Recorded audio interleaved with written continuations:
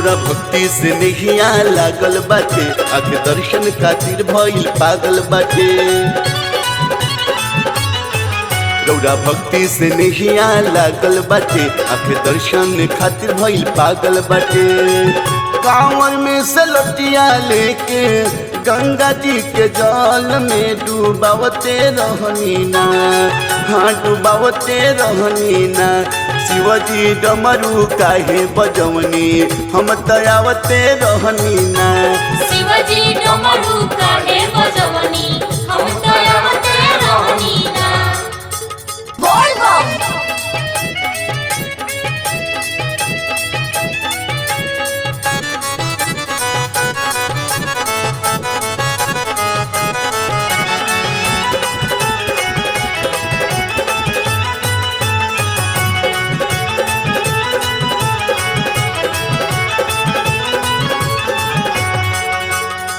सामन के पावन राउर मेला लागे भारी, यही से तदेर भइल पहुँचे में दुआरी।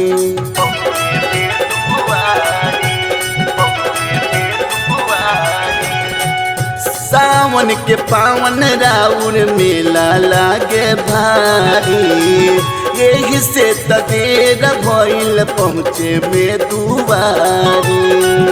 हर हर बम बम भोला मुहम्मा से नारा हम लगावते रहनी ना, हम लगावते रहनी ना। शिवजी डमरू काहे बजवनी, हम त आवते रहनी ना। शिवजी डमरू काहे बजवनी, हम तयावते रहनी ना। बोल बम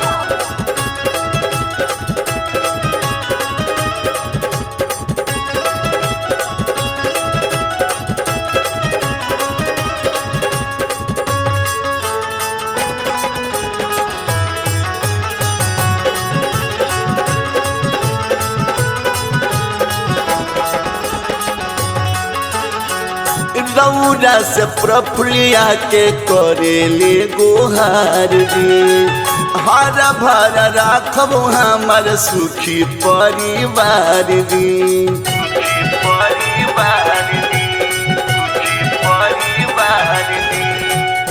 रौरा से उत्तम के करेले गोहार रे, हरा भरा राखब हमार सुखी परिवार रे। गावेला भजनिया राउर आदित्य राज से लिखावते रहनी ना, हाँ लिखावते रहनी ना। शिवजी डमरू काहे बजवनी, हम तयावते रहनी ना। शिवजी डमरू काहे बजवनी, हम तयावते रहनी ना।